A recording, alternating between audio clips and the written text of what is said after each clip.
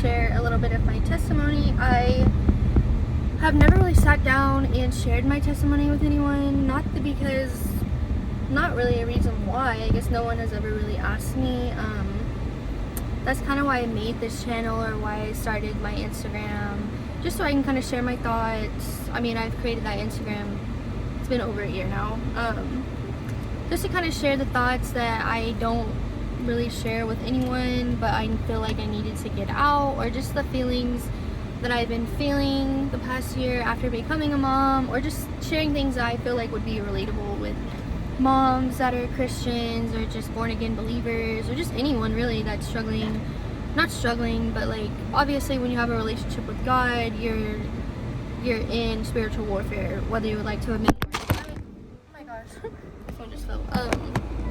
But yeah, I mean, when you are in or have a relationship with God and Jesus, you're in spiritual warfare. I mean, the devil is apparent, he's in the world today, and it's a fight to have a relationship with him, with God, because the world is just the way it is now, and everything is so accessible to us, and I don't think it's meant for us to see every bad thing that's going on in the world, but now that we know, we have news and social media and all that, we know everything bad that's going on. So that takes a mental toll, and that's basically why I started my Instagram, just to kind of show that people aren't alone when they're feeling the feelings that they're feeling. But today, I kind of just wanted to share my testimony. No one's ever really asked about my testimony, or I've never really sat down and shared it. I don't even know how to even start my testimony. Like, I've never actually sat down and shared it. But yeah, I guess this beginning of my testimony would be like growing up. So growing up, I had a lot of siblings. We were in a household of, I was one of 7, I think. No, 8. I was one of 8. I was the 8th. There was 8 kids, whatever. And so wow, my phone keeps falling. So I might just have to stop recording this and do it later, or when the baby goes to bed or something. Hopefully my phone stops falling. But like I was saying, I am one of 8 kids, so actually I have more siblings than that, but I lived with my dad growing up, and we had a good childhood. I mean, obviously there were so many of us that we weren't like rich, but I mean, my dad always made sure we had what we needed, and looking back, I'm really glad that I had that many siblings to live with. I always had someone to play with or whatever, but there's definitely the different side to it, where it's like you're fighting for attention, and you're kind of responsible for the younger ones because there's so many of us, and my stepmom needed help, whatever. And so I didn't live with my mom. There was like a custody battle and all this stuff. I really longed to be with my mom, so that hurt when I was a child. I remember just wanting to be at my mom's house, but then if I would say that, I would get in trouble, just things like that. I mean, looking back, I don't think that my parents were doing the best they could. I mean, they had 8 kids. So, I mean, I only have 1 kid, and it's hard, so I can't imagine having that many kids, so I'm not blaming them or anything like that. But that's just kind of like the start of my testimony. We grew up and we went to church, but it was never like we prayed before dinner, but it was never like, it was kind of all just like, oh, this is what you're supposed to do, not like about having a relationship with God or Jesus. Or we kind of just, for me, I kind of just went to church because they serve food on Tuesdays or Wednesdays, and so I mean, yeah, we weren't told we had to read our Bibles, and we weren't told that we needed to be praying all the time. So it was kind of just like a surface level thing, and it was like that for a really long time. And then my sophomore year of high school, I moved to a bigger city, and we just completely stopped going to church, which, I mean, is understandable. My parents probably had no idea where to go or where to start. I mean, we moved from a town that had, I don't know, it was a really small town. I think my class had like 100 people in it, into a bigger town, the Woodlands, where I think my class had like 1,000 people in it. So it was like a really big adjustment when that happened, and we just stopped going to church. And I never really thought about going to church or reading my Bible, praying, or anything like that. And my junior year,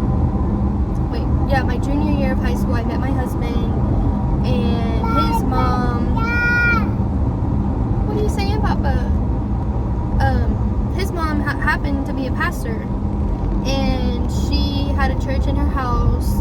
Well, her husband was a pastor, and she preached sometimes, but she did like a women's group and all that, and they started the church in their house. But I went one time, and it was not anything that I ever experienced before. Like, the church I went to when I was smaller, it was like a very like, get done with the service quickly and on to the next, you know. But this church that they had in their house was very like, they were speaking in tongues, and I don't know, it just freaked me out. So I told my boyfriend, my husband, he was my boyfriend at the time, I was like, yeah, I don't think I want to go back there. Like, it just freaked me out. And him growing up being a pastor's kid, he wasn't interested in going to church, and I think it's because it was just like shoved down his throat maybe, or he just felt like he was forced to do it and not really like he had a choice to do it. And he ended up moving to his dad's house, and so his dad didn't go to church, and so that was that. I mean, for a long time, all throughout high school, I never went to church. I mean, I graduated in 2016, and me and him probably didn't start going to church regularly. I can't talk. I don't even know what year it was. Probably 2019, because at the end of 2018 and the beginning of 2019, we separated. Like, we weren't together. I mean, we're married now, so obviously everything worked out. But in that time period, a lot of stuff happened, and a lot of hurt was done to each other. And so after we got back together, we wanted to make sure we were doing it correctly, and we just kind of had a change of heart, and we decided that we needed to start going to church. So we started going to his mom's church because that was easy access, we knew everyone there, whatever. And so we started going there, and everyone knows we started going there in 2019 and to his mom's church. And everyone knows that in 2020, obviously, COVID happened, and I got laid off from my job. And I was like, what am I gonna do? Like, I didn't know what I was gonna do, because I mean, I had a good paying job. I think I was getting paid like $20 an hour. It was an office job, an 8 to 5, and I was just like distraught. Like, I had no idea I was gonna get fired. I didn't know. Did not see that coming at all. And so I was just like, wow, what am I gonna do? And so after I got fired, I ended up calling my mother-in-law, and because her house was literally like 2 miles from my job, like it was like literally right there. So I ended up calling her, and I was super upset, and I was crying and all this stuff. So she told me to come over, and so I went over to her house, and we talked or whatever, and she kind of calmed me down, and she was just like, maybe like something better is gonna happen, whatever. And so she is a real estate agent as well as a pastor, and so she was telling me about real estate and all this stuff. So I was like, oh, okay, well, maybe I'll get my real estate license. I mean, it seems easy. I mean, looking back now, I'm glad I have my real estate license. I still have my real estate license, and I'm still in the real estate business. But yeah, she was a real estate agent. So I started. Sorry, my phone keeps falling. I need to get like a tripod or something. And so I started the classes for real estate, but in the meantime, like, I was like, I don't know what I'm gonna do, especially because it was COVID. It was like towards the end of COVID, so like stuff was opening back up, but it was crazy. Just like, I was just like, wow, like, this is like really unfortunate. Like, I was not expecting that at all. I thought I was going to be working at that business for a really long time. And so I was starting my real estate classes to get my license, and in the meantime, she offered for me to start working for the church. And I was like, okay, yeah, I mean, I'll do that. Like, she needed someone to like help organize things for her, which I really like organizing, and she needed help like planning things. And like every Tuesday they have fellowship, and they serve dinner, and so she needed someone to step in and do that. And so I was like, okay, I'll do that. And so I started working for the church, and I worked there for a really long time. I think I worked there for like over a year, and in that year I learned so much. My relationship with God really like developed, and I kind of just learned like not to be a religious person, but more so a born again person, and someone that has a relationship with God, someone that sees God as like my father, not someone that sees God as like, oh, he's gonna condemn me or whatever because I did this or whatever, you know. So that year of me working at the church was really eye-opening for me. So in that time I did have my real estate license, and so I started working for my husband's grandma because she was a realtor as well. I mean, I was just doing that as well. She wasn't paying me. I was kind of just like learning, you know. So I was doing those at the same time, and in that time we got married. We decided that we wanted to start a family, and because everyone around me had a baby. I mean, my two sister-in-laws had a baby. Actually, my one sister-in-law had a baby. My other sister-in-law had multiple kids already, and we were all around the same age. All my sisters and brothers had babies. Like, I was ready to start a family.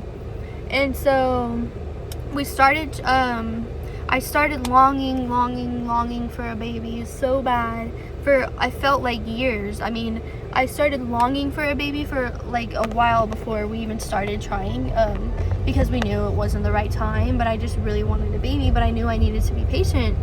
And so there's a guy that goes to my husband's mom's church. His name is Daniel Cabrera, and he's like a prophet. I know that sounds crazy or whatever, but I wouldn't say he's a prophet, but he's just like he's just someone that I really look up to. He's very close with God, and it seems like God speaks like directly through him. And so one time he was preaching at my mother-in-law's church, and he pulled me to the side and he said, I remember the date. It was on February, I can't remember the exact date. I have it in my notes. It was February something 2021, I think. Yeah. Or 2020, I can't remember. And he said, a baby boy is coming and he's gonna be the light of your life. And I was just like over the moon. I was so excited. Like, I finally heard from God saying, like, you are gonna get a child, you are gonna get a son. And so I was just over the moon. I was so excited. And so the next like 11, I think almost to a year, we tried for a baby. Every single month. Like, that was the hardest time in my life. And at that same time that we were trying, my husband ended up losing his job and all this stuff. And so we tried for the baby for a really long time, and I still wasn't pregnant. Every time that I would take the test and it would be negative, I would just be devastated. Like, I just didn't understand why. Like, why wasn't I able to get pregnant and everyone else was able to get pregnant when they weren't even trying? Like, for example, some people that I knew, they weren't even trying to get pregnant. Like, it was an accident that they ended up getting pregnant. Sorry, that's my son. Let me turn him around. But yeah, it was an accident that they ended up getting pregnant. Like, they weren't even planning to have a baby, all this stuff. And so the whole time I'm just thinking, like, why me? Like, why is it taking so long for me to get pregnant? And so it was finally like almost a year later, and I took the test just like every other time, hoping that it would be positive, and that time it was positive. So I was just so excited, and instantly I knew that it was going to be a boy. I knew it, and because I was prophesied over, Daniel told me that it was going to be a boy. And so it came to the time to find out the gender. We didn't do a gender reveal or anything like that, and it was a boy. He's right here. Say hi, Papa. Oh, that's my forehead. I don't know if y'all can see him or not, but that's him. He's 15 months now, 14 months, whatever. And looking back, after I was prophesied over and it became true, I don't know anyone in my life that had just a clear, like, okay, God is telling me this, and then it actually happened. So after that happened, I literally just felt like I had no choice but to just give my whole entire life to God. Like, I had no choice. I mean, I have no choice but to just live in complete faith after that, because I mean, that was literally a miracle that happened. And after that, after I had him, oh my gosh, like I said, I just live in complete faith now. I mean, obviously I still struggle. I mean, first time mom, I'm working now, so yeah, I still have struggles, but marriage gets hard, stuff like that, but I still live in complete faith. Like, anytime anything happens or anything like that, I try not to even worry, because I know that God is going to take care of us. And that's kind of why I started this channel, is just to share my journey in faith, and so everyone can just see that, I mean, how good God is, and how much more peaceful life is when you live in complete faith. I mean, like I said, obviously easier said than done, but it takes so much hurt and pressure and just like the burden of everyday things off of you when you do live in faith and know that no matter what, that God is going to be there for you. So yeah, that's my testimony.